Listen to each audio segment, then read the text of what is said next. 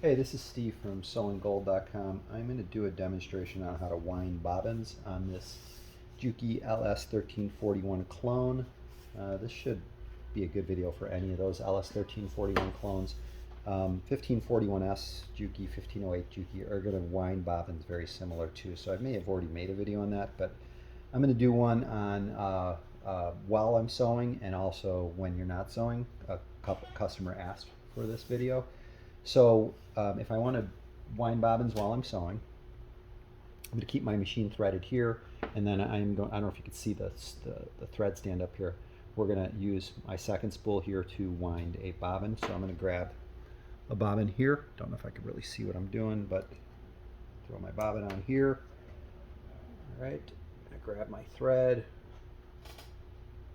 put it in to this spool pin here.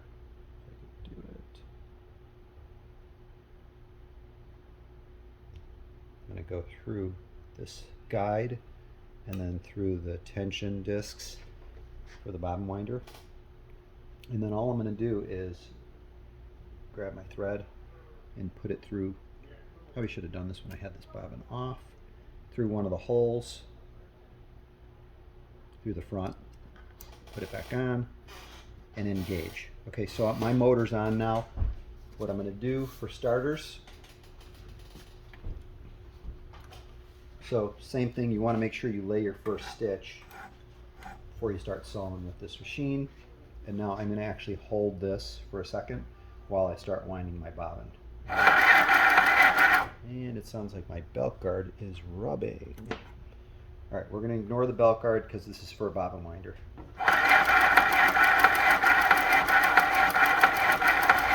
Apologize for the annoying noise. That's another video I have to make.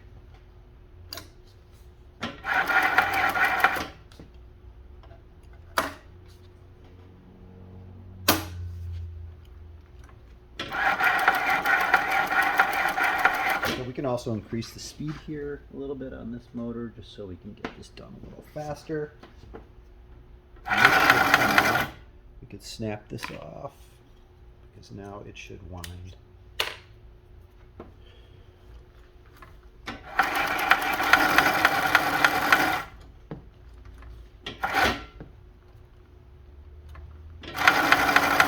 Alright, so as you can see, the bobbin is winding. When it's done, this will pop. Okay?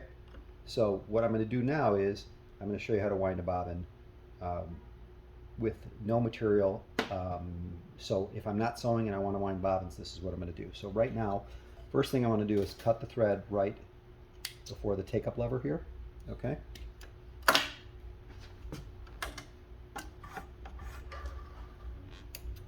Okay. And it's up to you if you want to take the bobbin out. It's not necessary, but some people feel like they might get a thread jam. So you don't need to take the bobbin out, but that's up to you. I don't want you to get a thread jam, so you might want to take it out. So what I want to make sure is I have the presser foot in the up position. Same way I started threading the bobbin is the way I would do it. You know, taking the bobbin out, putting the thread through the bobbin. Same exact way I did that. So now we're just doing it without thread in the machine. And so now we're winding the bobbin. We'll wind this one. We're going to wind this all the way full, and then it'll pop.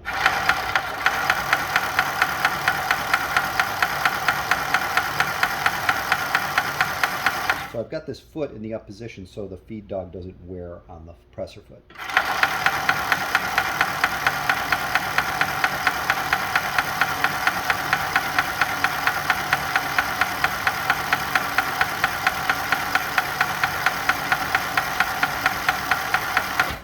Okay, you see it popped right before it was about to get full.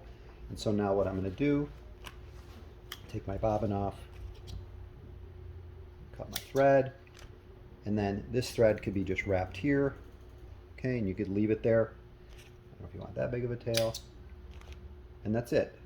Now I've wound a bobbin while I'm sewing, and then also wound it when I'm not sewing. So this machine does not disengage like a home sewing machine where you can actually, you know, spin something on the wheel and disengage it. And then the needle will stop moving. It doesn't work that way with most, well, 99% of industrial machines don't work that way. Okay. Okay, so if you have any questions or comments, please leave them below. Sorry about the belt rubbing. That's another video that I'm going to make hopefully today. If you have any questions or comments, please leave them below. I'm Steve from SewingGold.com. Thank you very much.